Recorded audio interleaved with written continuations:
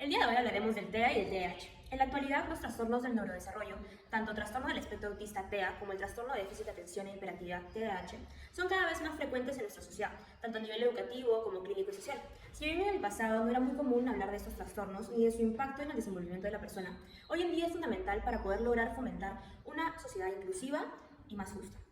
Comprender las particularidades, las necesidades específicas y los desafíos significativos que enfrentan en la vida diaria las personas que lo presentan. En este contexto, es imprescindible aclarar que tanto el TEA como el TDAH no son en completo la persona que los presenta. Es necesario separar tanto a la persona como su diagnóstico, reconociendo que el individuo es mucho más que una etiqueta clínica. A pesar del creciente interés en el tema, aún existen importantes desafíos como el diagnóstico oportuno, las intervenciones especializadas de calidad y el acompañamiento adecuado a lo largo de diversas etapas de la vida.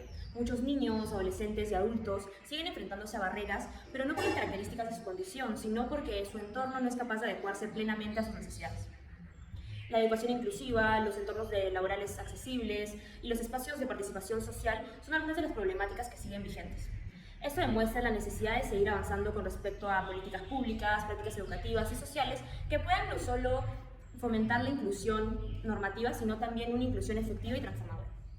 Ante esto, el objetivo del presente video es clarificar las definiciones de ambos trastornos, tanto TEA como TDAH, mediante diversos autores, fuentes científicas y fidedignas.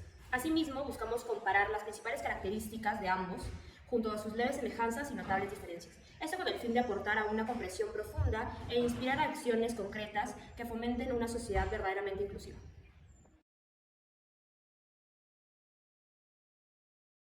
Bien, ahora pasamos a lo que son las definiciones del trastorno del espectro autista. Tenemos autores como Leo Kanner, el cual describió a un grupo de niños que presentaban un patrón conductual caracterizado por un marcado aislamiento social, alteraciones en el lenguaje comunicativo y también comportamientos repetitivos. A este conjunto de síntomas lo denominó como autismo infantil temprano, destacando así el uso peculiar del lenguaje y la resistencia al cambio como rasgos significativos. Por otro lado, tenemos a Hans Asperger, el cual identificó un perfil diferente en algunos niños con inteligencia y lenguaje que son preservados, pero con dificultades significativas en la interacción social y en patrones de comportamiento e intereses que eran repetitivos y restringidos. También tenemos a la autora Lorna Wing, la cual introdujo el término de espectro autista, reconociendo así la diversidad de manifestaciones clínicas del trastorno. También propuso la conocida tríada de Wing, la cual está compuesta por alteraciones en la comunicación, dificultades en la interacción social y la presencia de patrones de comportamientos restringidos y repetitivos. Autores también como Uta Frith, el cual ha planteado que el trastorno del espectro autista se asocia con las dificultades en la teoría de la mente, es decir, la capacidad de atribuir estados mentales a otros. Esta limitación podría explicar en parte la rigidez cognitiva, también los problemas con la empatía o en la empatía que tienen estas personas, y la escasa flexibilidad social que presentan las mismas personas que padecen este trastorno. Actualmente contamos con el DSM-5, el cual define el trastorno del espectro autista como un trastorno del neurodesarrollo, que es caracterizado por dificultades persistentes en la comunicación e interacción social, junto con patrones de comportamiento, o actividades que son repetitivas y restringidas. También con manifestaciones que aparecen desde la infancia temprana y que así también afectan en el funcionamiento diario de las personas que padecen el trastorno del espectro autista.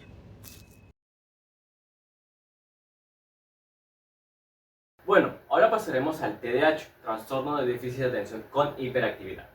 Según Augusto Vidal, caracterizó el trastorno por la presencia de alteraciones tanto por excesos como por defectos de las funciones cognitivas, por ejemplo la perspectiva, la atención, la memoria y el razonamiento, las afectivas, ya sean las emociones y los sentimientos, y las volutivas.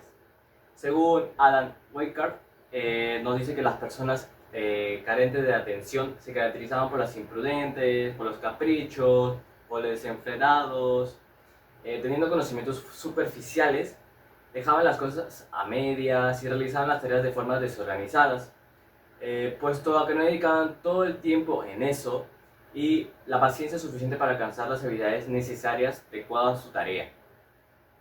Sin embargo, el síndrome de Stratus se ha supuesto que el niño o la niña hiperactivo no tienen problemas para tener captado su atención. Demasiadas cosas captan su atención, lo que parece deficiente a su capacidad para poder concentrarse en su atención. Por otro lado, Alexander Chiklo describe un cuadro clínico que incluye las principales características de lo que hoy llamamos TDAH, como presentaciones predominantes de déficit de atención, en lo que hace referencia a la incapacidad de mantener la atención con el grado necesario para poder tener atención, dando una imagen de inquietud. George Steele llevaba la observación entre niños con inatención y conducta hiperactiva e impulsiva. Hacía referencia precisamente a esos niños con dificultades para poder mantener la atención y para el pensamiento reflexivo y su excesiva actividad motora. Ping pong con TDAH. ¿cuáles son las características del trastorno? Las personas que padecen el trastorno de déficit de atención e hiperactividad se ven caracterizadas por la dificultad para mantener la atención. También tienen problemas para controlar la impulsividad, quiere decir que están acostumbradas a actuar sin pensar. También presentan conductas de movimientos excesivos, inquietantes, quiere decir que padecen de hiperactividad. Y por último, también presentan dificultad para establecer o para organizar actividades, tareas, quiere decir de que estas personas han padecido o padecen dificultades en cuanto al ámbito laboral y escolar. Ping pong con Trastorno del espectro autista. ¿cuáles son las características de tu trastorno? Dentro de las características, pues decíamos que las personas con este trastorno pueden tender a tener patrones restrictivos y repetitivos, como el cambio de lugar de objetos, o tienden a tener una alineación específica de juegos. Por otro lado, tenemos los intereses restringidos y fijos, donde acá se puede observar una preocupación que se llama por objetos inusuales o intereses perseverantes.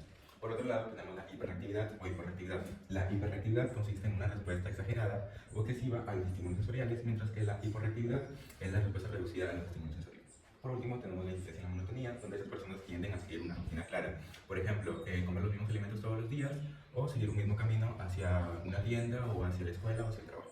Háblanos sobre la etiología de tu trastorno. El TDAH es multifactorial. ¿Por qué? Porque presenta el componente genético y factores ambientales. Dentro de los factores ambientales tenemos el consumo prenatal del tabaco, de alcohol y el estrés materno.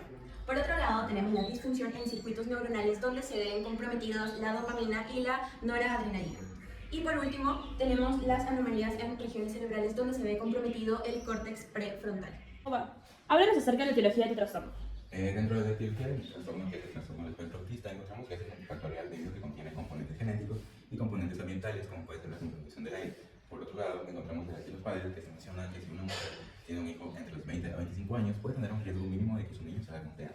Así como los factores neuropatológicos, donde se menciona que un niño entre 1 a 4 años, si presenta anomalías de volumen intracraneal, puede poseer TDAH.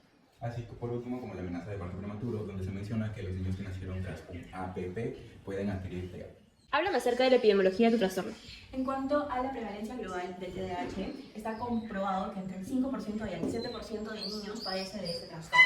Por otro lado, también se ha confirmado que la mayoría de pacientes, de personas que padecen de este trastorno, son del sexo masculino, o sea, de varones. Y por último, los síntomas son evidentes a partir de los 3 años hasta los 6 años. Háblame acerca de la epidemiología de tu trastorno.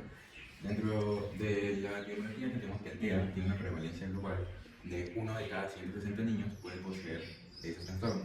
Así como en los niños latinoamericanos solo 0.8%, en los niños afroamericanos solo 1.1% y dentro de los Estados Unidos se menciona que existe una prevalencia de 1.3% de que los niños pueden adquirir TEA. Por otro lado, se menciona que este trastorno se frecuente en varones y los síntomas se dan durante los primeros años del desarrollo del infante. Háblame acerca de los posibles tratamientos de tu trastorno. Para el TDAH tenemos terapia conductual y entrenamiento en habilidades sociales. Por otro lado, tenemos medicamentos psicoestimulantes y no estimulantes. Y por último, programas para reforzar las actitudes positivas en casa y escuela y también programas para padres.